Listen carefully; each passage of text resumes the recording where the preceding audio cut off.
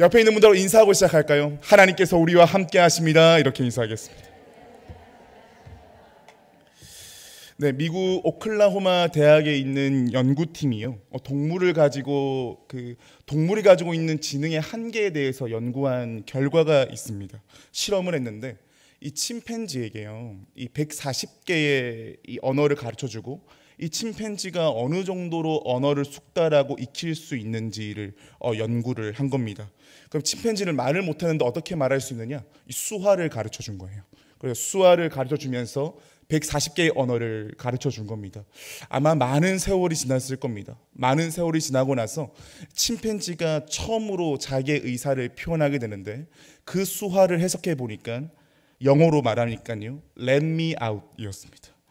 이 한글말로 풀면 당신들 때문에 내가 너무 귀찮아 죽겠으니까 당장 여기에서 나가게 해달라는 말인 거죠.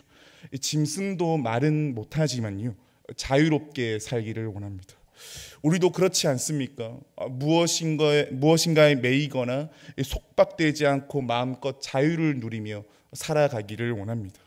그런데 안타깝게도요, 우리의 인생은 그렇지 않은 것 같습니다. 오스트리아의 작가 중에 한 명인 이 장 아멜이라는 사람이 있는데요. 이 사람은 이 나치 시절에 있던 사람이라 이 나치 비밀 경찰의 고문과 학대를 당하고요, 여러 수용소를 전전하면서 있다가 자유의 몸이 된 작가입니다. 이 작가가 수용소에서의 생활을 이렇게 말하는 겁니다. 이 달러가 있는 곳이 고향이다. 우리가 알고 있는 그 달러가 맞습니다. 이 수용소라는 특수한 공간에서도요, 돈만 있으면 좀 안락한 삶을 살아갈 수 있다라는 건 거죠. 정말 특수한 공간 아닙니까? 이 수용소라는 공간도요, 이 돈에 매여 있는 곳이라는 건 거죠. 오늘을 살아가는 우리의 현실은 어떤가요? 물론 우리는 지금 자유의 세계 속에 살아가고 있습니다.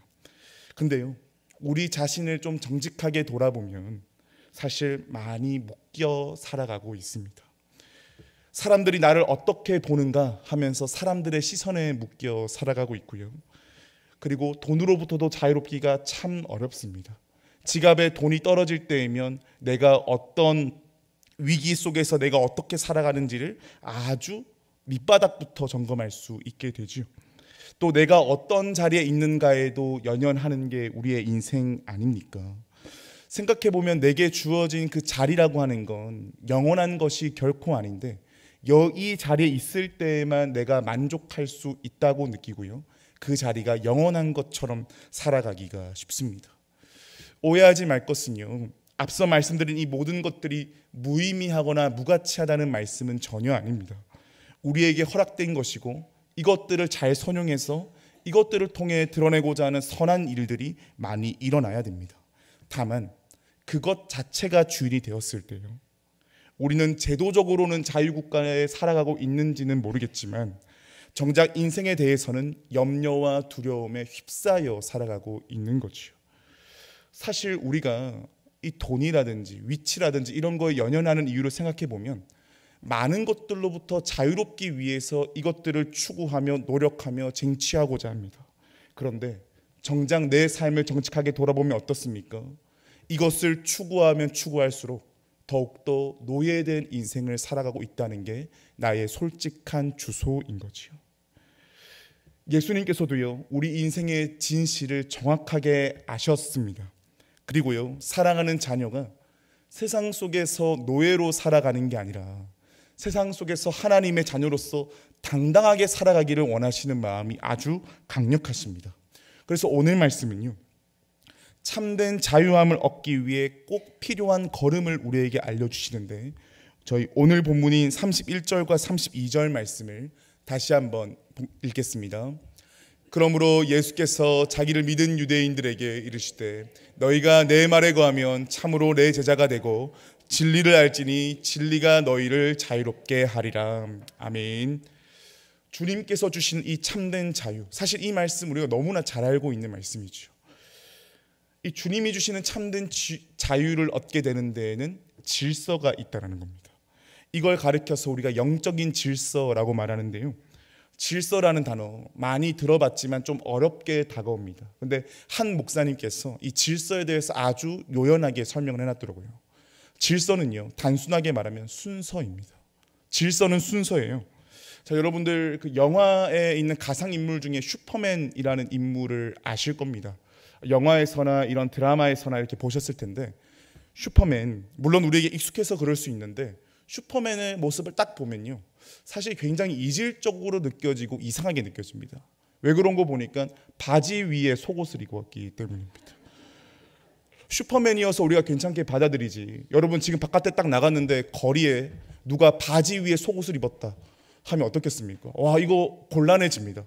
서로 간에 좀 당혹스러워지고요, 이 곤란을 넘어서서 이 경악하게 되고, 오늘날에는 인스타나 SNS에 이런 사진들이 막 올라올 겁니다.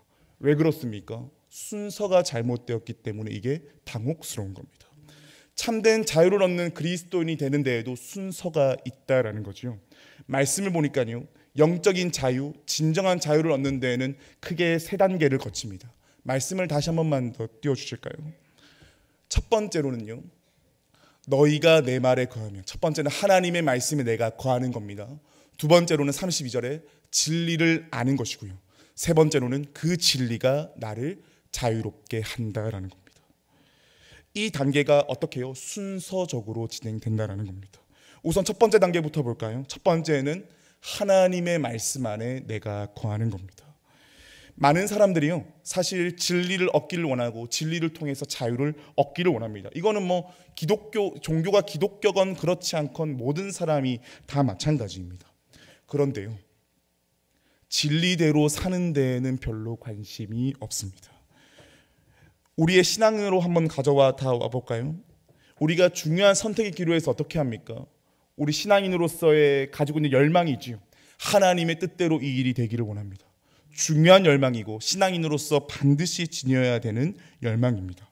그런데 이 선택의 기로를 놓고 기도하는데요, 하나님 말씀 앞에 서게 될 때 내가 알고자 하는 관심사가 아닌 하나님이 알려주고자 하는 음성에는 귀를 기울이지 않을 때가 많습니다. 자, 이게 무슨 말이냐? 예를 들어서요, 오늘 나는요 취직에 대해서 간구하고 기도하고 있습니다. 주님, 좋은 일자리를 주십시오 하면서 기도하며 거기에 대한 말씀을 얻기를 원합니다. 그런데 설교를 통해서나 말씀 묵상을 통해서나 내게 들려지는 건 뭐냐면 가족 구성원을 용서해라는 음성이 계속 나오는 겁니다. 근데 이 사람 어떠느냐? 이거 나를 위한 말씀이 아니네 라면서 넘겨가 버립니다. 이거 이 집사 김 집사에게 필요한 말씀이지 내게 필요한 말씀은 아닌 것 같다고 하면서 그 말씀을 넘겨버립니다. 내 감신사와 다르면 하나님의 음성을 외면하는 거죠. 물론 표면적으로는 이 사람 하나님의 말씀 앞에 나아가는 건 맞습니다. 그런데 속 내용으로 들어가 보면 어떻지요? 하나님의 말씀 안에 내가 들어가는 게 아니라 내 안에 하나님의 말씀을 끼워 넣는 겁니다. 그러니까 어떻게 됩니까? 하나님의 말씀이 내 인생에 맞지 않는 것 같으니 그 말씀을 외면해 버리고 그 말씀을 비껴가 버립니다. 그렇다면 우리 안에 드는 질문이 있죠. 하나님, 제 상편 솔직히 다 알고 계시는데 왜 이렇게까지 어렵게 굴러 가시냐고. 왜 하나님은 지금 내 형편과 상관없는 말씀을 하시고 듣기를 원하시는 걸까? 여러분 잘 기억하십시오. 하나님은 우리 인생의 가이드가 아니십니다. 하나님은 우리 인생의 주인 되시기 때문입니다.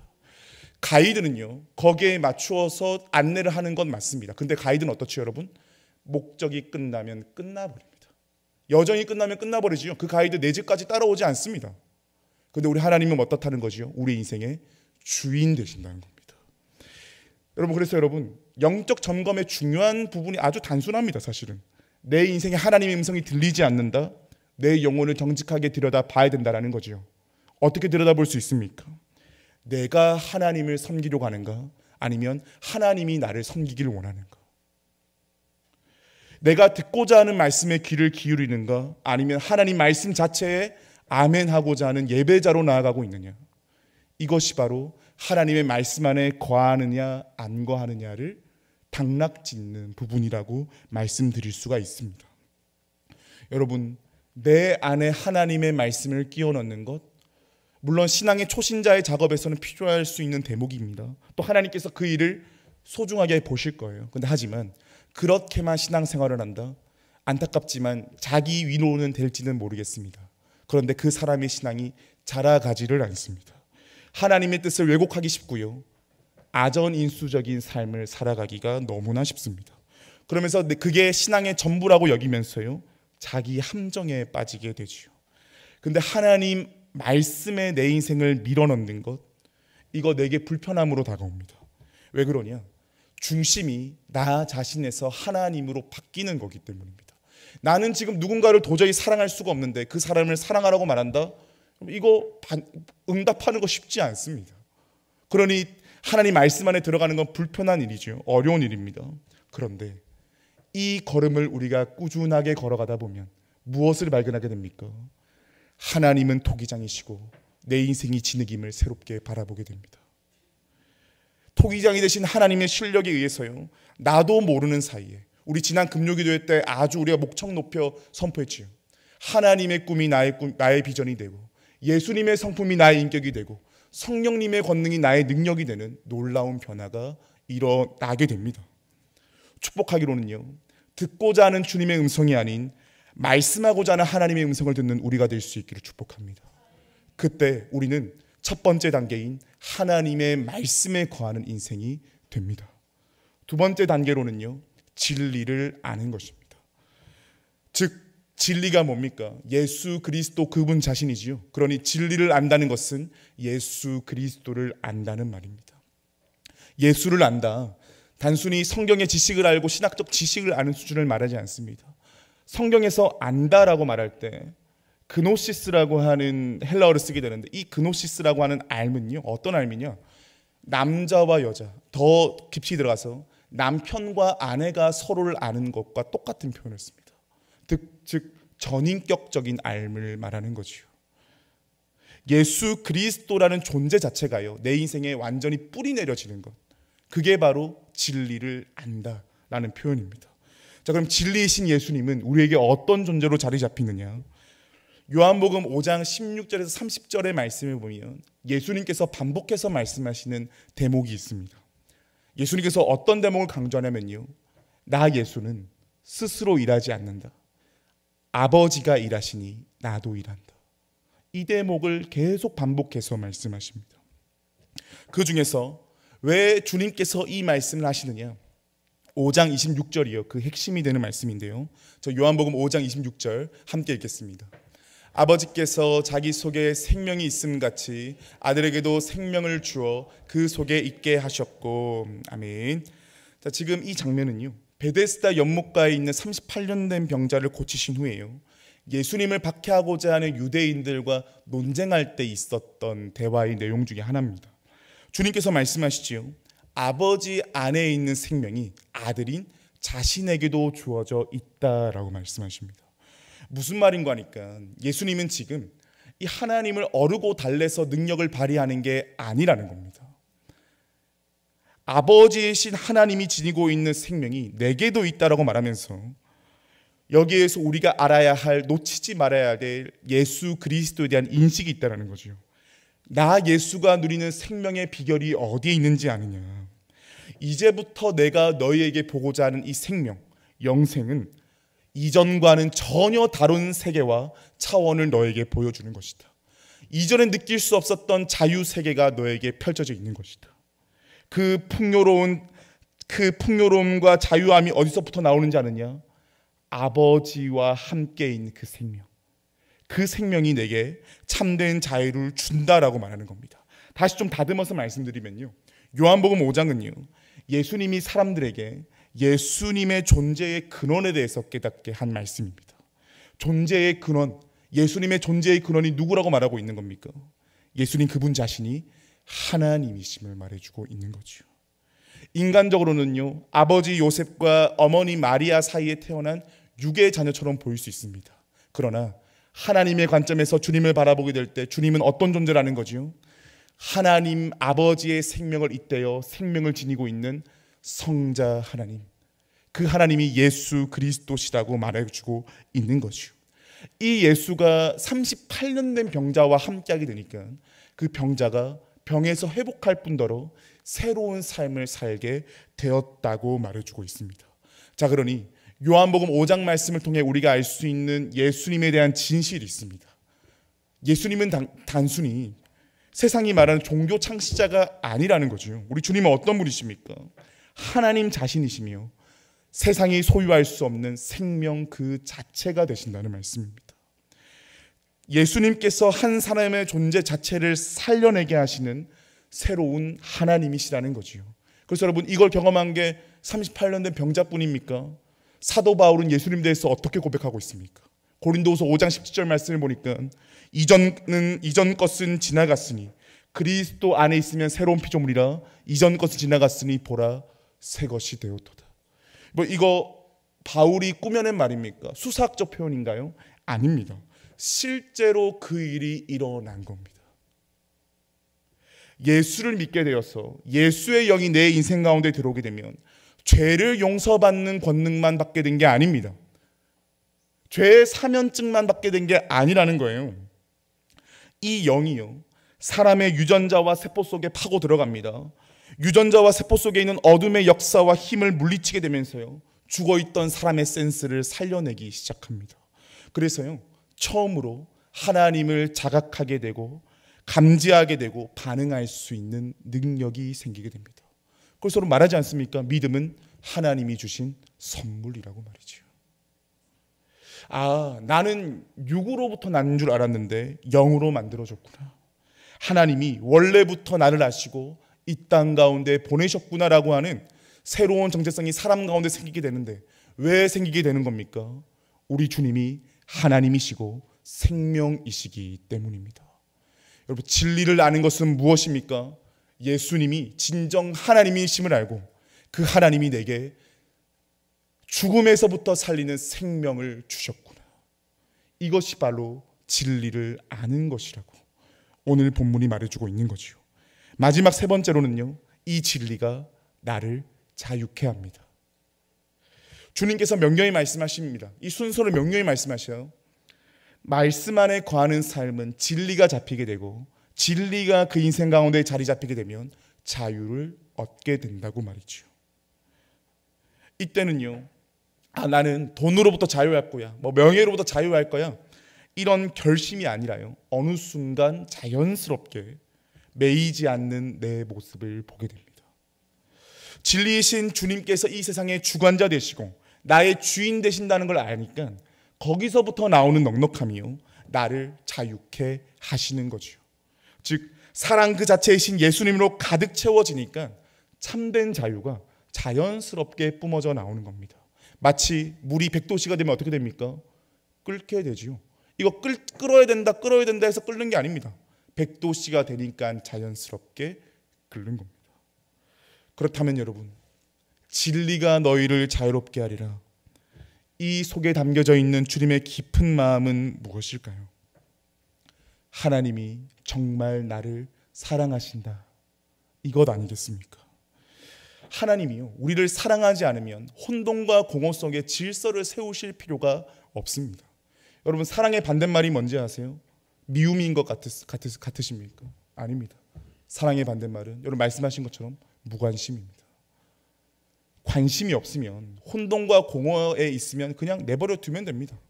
그런데 하나님은 사랑하시니 공허와 혼돈 가운데 질서를 세우십니다. 하나님이 우리를 사랑하시니까요, 자유를 주시고 영적인 질서를 세워주시는 거죠. 심지어 우리가 끊임없이 주님의 사랑을 배반해도 하나님은 사랑하기를 포기하지 않으십니다. 여러분, 이게 성경 전체의 역사 아닙니까? 내가 너를 사랑한다, 내가 너를 포기하지 않는다, 너가 선악과 나무의 열매를 먹고 무화과 나뭇잎에 둘러싸여도 나무 뒤에 숨어도 나는 너를 찾아내고 나는 너를 살려낼 것이며 나는 너를 반드시 일으켜 세울 것이다. 이게 성경 전체가 우리에게 말해주고 있는 놀라운 역사 아닙니까? 여기에서 인간의 존재가 접붙여질 때 사람은 생명을 얻게 되고 자유를 얻게 됩니다. 20세기의 위대한 신학자 중에 한 명이 위르겐 몰트맨이라고 하는 교수가 있습니다. 이 사람 인생이 참 쉽지가 않았는데요, 독일 분이신데 2차 세계대전 때 17살의 나이로 독일 병사로 전투에 참가를 했습니다. 전장터에 나가 있으니 어떻습니까? 어제도 나와 함께 밥을 먹고 훈련했던 동료가 다음날 전장터에서 죽어나가는 모습을 보게 되는 겁니다. 폭탄이 떨어지면서 온갖 참혹한 현상을 눈에 마주하게 되는 거죠. 당시에 몰트만은요, 불신자였는데요. 그는 어느 날 밤 하늘을 향해 이렇게 말을 합니다. 하나님, 당신이 세상의 창조주며 구원자라고 말하는데 당신이 도대체 어디에 있냐고. 당신이 하나님이시면 나와서 뭔가 기적을 보여줘야 되는 거 아니냐고 한탄을 쏟습니다. 전쟁의 참혹한 속에서 자연스럽게 드는 이 비참함과 의문이겠지요. 그 후에요, 이 몰트만은 영국군에 체포되어서 3년간 포로 수용소에 갇혀 있게 됩니다. 이때요, 자기 앞으로의 삶을 어떻게 살아가야 될지 모르겠고 암흑 가운데 갇혀 있다가 구약의 시편과 마태복음 말씀을 읽으면서 자기의 이 수용소의 생활을 보내게 되는데, 이때 십자가에 달리신 예수님을 보면서 이 예수님에게서 희망을 발견하게 됩니다. 그리고 1964년에 희망의 신학이라고 하는 아주 유명한 저서가 이때 쓰여지게 되는데요. 그는요, 자기의 책에서 이런 말을 남깁니다. 화면을 함께 보시면, 제가 눈으로 보시고 제가 한번 읽어드리면요. 십자가와 부활이라는 그리스도 사건 안에서 신앙은 열린 자유의 미래가 나에게 돌입하는 것을 깨닫게 한다. 이 희망은 꽉 막힌 현실을 넘어 열린 지평을 인식하게 하고 그리스도의 위대한 미래를 향해 자신을 열게 한다. 다소 어려운 말일 수 있겠지만 이전까지 자기의 삶은 전쟁이라는 참혹함과 비참함으로밖에 자기의 삶을 해석할 수밖에 없었습니다. 근데 말씀을 읽으며 십자가와 부활의 예수 그리스도를 마주치게 되니 삶에 대한 인식이 바뀌어지게 된 거예요. 예수님을 향한 믿음은 단순히 내 삶에 대한 위로를 얻기 위함이 아니고 하나님께서 마련해 두신 미래가 있다라고 하는 것을 보게 됩니다. 여러분 기억하십시오. 진정 내가 십자가와 부활을 믿는 예수 그리스도의 사람이다. 물론 현실을 보면 아파하고 현실을 보면 낭망할 수 있습니다. 하지만 그걸 결론으로 내리지는 않습니다. 그 속에서 무엇을 발견할 수 있게 되느냐? 하나님께서 마련해 두신 미래가 있다. 하나님께서 완성해 가시는 미래가 있다라는 것을 아는 삶이 된다라는 거지요. 몰트만 교수는요, 지금 자기의 삶에 느끼게 된 이 고통을 말로 다 표현할 수가 없습니다. 그런데 전쟁의 아픔과 슬픔을 이겨낸 건 무엇이었습니까? 돈을 많이 버는 거였나요? 높은 명예를 취하는 거였나요? 내가 여기에서 열심히 노력해서 더 높은 위치에 오르면, 더 유명한 정치인이 되면 내가 이 모든 문제 해결할 수 있을 거야 라고 말하는 자기 자신감이었나요? 아니었습니다. 무엇이었습니까? 자신에게 이미 주어진 하나님 말씀 안에 거하면서 진리에 자기의 인생이 접속될 때에 아픔과 상실의 자리가 미래와 희망의 자리로 바뀌어지게 됩니다.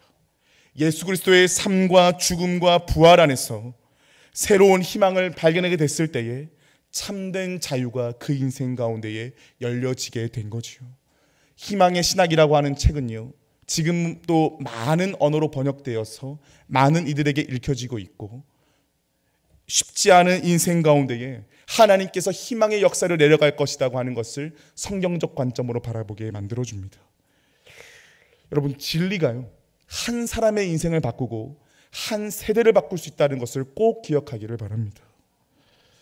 말씀을 마무리하면서요, 기독교 고전에 있는 이야기 중에 한 일화인데, 한 제자가 스승에게 이렇게 물어봅니다. 선생님, 자유가 무엇입니까? 어떻게 사는 것이 자유롭게 사는 것입니까? 이때 스승이 말을 합니다. 없는 것을 있다 하지 말고 있다는 것을 없다 하지도 말라. 할 수 없는 것을 할 수 있다 말하지도 말고 할 수 있는 것을 할 수 없다고도 말하지 말라. 억지로 착한 척 하지 말고 억지로 힘센 척 하지 말고 억지로 존경받으려고 하지도 말라. 도무지 사람을 의식하며 살아가지 말라. 그러면 자유한 사람이다. 이어서 제자가 묻습니다. 스승님, 근데 어떻게 그런 삶을 살아갈 수가 있냐고. 선생이 말합니다. 하나님이 너를 사랑하는 것을 알면 너는 거기서부터 자유하게 될 것이다. 의아한 제자에게 다시 한번 설명해 줍니다. 생각해 보거라. 너가 언제 할 수 없는 것을 할 수 있는 척하느냐? 그 사람에게 잘 보여야 된다고 생각하면 네가 부족하다고 느껴질 때면 그렇게 말하지 않느냐고. 너는 언제 사람들에게 존경받고자 몸부림치느냐? 누군가가 너를 존중하지 못하면 너는 그 사람의 존중받기 위해 발버둥 치지 않느냐? 이것이 너의 중심에 공허하기 때문 아니냐? 하나님이 너를 얼마나 사랑하는지를 알게 되면, 그것이 채워지게 되면 이런 것들이 필요 없음을 너가 비로소 알게 된다. 사랑하는 여러분, 하나님이 우리를 사랑하심을 기억하기를 원합니다. 성경 전체가요, 이 세계와 나를 향한 하나님의 러브 스토리입니다. 태초에 하나님이 천지를 창조하시니라 말씀하시지요. 예수를 믿기 전엔 우리는 자연의 법칙을 믿습니다. 그래서 자연으로부터 왔다가 자연으로 돌아가는 게 인생의 원리라고 생각하지요. 하지만 오늘 말씀은요, 우리 자신으로 하여금 우리 존재가 하나님께 있음을 명확히 알려줍니다. 그러면 삶은 단순해집니다. 하나님께서 나를 챙겨주시니 세상에 보이는 것을 의지하는 게 아니라 하나님을 의지하면 되는 거구나. 그리고 여러분, 이 창조주 하나님께서 자신을 어떻게 부르라 하십니까? 위대하신 주여 이렇게 부르라 그럽니까? 아니지요. 아버지라고 부르라 합니다. 구약의 흐름을 보면요, 하나님께서 인생들을 얼마나 사랑하시는지 각 시대를 통하여서 적절하게 말씀해 주시지요. 그런데 성경의 마지막 책인 말라기 책을 보면 어떻게 결론 나시는지 아세요? 주께서 우리를 어떻게 사랑하셨나이까? 질문을 던지며 끝나버립니다. 하나님이 우리를 어떻게 사랑하였는지 모르겠다고 말하는 걸로 결론 나는 거지요. 이 말씀을 들은 하나님 입장에서 어땠을까요? 속이 터지지 않겠습니까? 그리고 다짐하셨겠지요. 안 되겠다. 내가 저들을 얼마나 사랑하는지 내가 눈으로 직접 보여줘야겠다. 사랑하는 아들아, 네가 죄악된 세상 한복판으로 들어가라. 그래서 요한복음에서는 말합니다. 말씀이 육신이 되어 우리 가운데 오셨고 그의 영광이 은혜 위에 은혜라고 고백하고 있습니다. 그 사랑이 얼마나 절절한지 보여주기 위해서요, 자기 자식을 내어주시기까지 사랑하십니다. 죄로 인해 온갖 것들로 억압되어 있는 인생들을 구원하시고자 하나님께서 절박한 마음으로 십자가로 자기의 아들을 내어주십니다. 요한복음 3장 16절에서 말하지요. 이 사랑을 통하여서 영생을 얻게 하길 원한다라고 하는 하나님의 목표치를 향해 끝까지 나아가십니다. 한 번도 포기하지 않으시면서 말이죠. 영생을 얻게 한다. 이거 단순히 죽어서 천국 간다는 우리에게 천국 패스권을 주시기 위한 게 아닙니다. 이 땅에서의 삶이 지나가는 삶 같지만 이제부터 나 예수를 믿는 데서부터 영생이 무엇인지를 알려줄 것이고, 나 예수로부터 나온 이 생명이 너의 인생을 얼마나 자유케 만들어줄 것인지를 너가 나 예수를 믿게 될 때에 이것을 비로소 알게 될 것이다. 그러니 나 예수와 함께 매이는 삶이 아닌 참된 자유를 누리며 살아가자. 주님의 마음이 여기에 있는 거지요. 사랑하는 여러분, 정말 자유한 삶을 살기를 원하십니까? 자유로운 삶을 살기를 원하는데 늘 헤매고 있어서, 그래서 그냥 인생 사는 것 이렇게 사는 게 맞는가 보다라고 하면서 영적 둔감증에 빠져서 한 걸음 또 못 나가고 있는 우리의 모습입니까?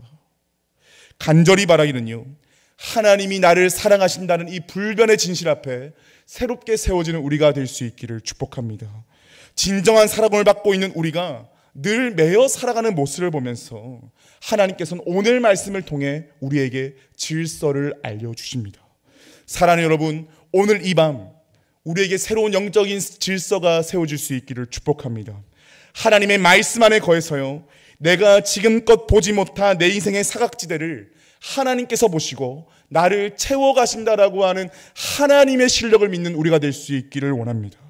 세상의 어떤 철학과 지성과 학문과 환경이 진리가 아니라 예수 그리스도만이 참된 진리가 되심을 우리의 존재에 박아 넣을 수 있는 은혜가 우리에게 있기를 원합니다. 그래서 나를 향한 하나님의 본심, 진리가 너희를 자유롭게 하리라. 이 말씀이 우리의 인생과 가정 가운데 이루어짐을 눈으로 보고 믿음의 눈으로 바라볼 수 있는 우리가 될 수 있기를 원합니다. 그때 질서가 세워진 내 인생을 하나님께서 사용하셔서 우리의 모든 아픈 현장 가운데에 새로운 회복을, 새로운 소망을 만들어 가실 줄 믿습니다. 우리의 눈을 들어 참된 소망이신 하나님을 바라보므로 새로운 믿음의 역사를 써내려갈 수 있는 사랑하는 모든 주의 권속들 될 수 있기를 주님의 이름으로 축복합니다.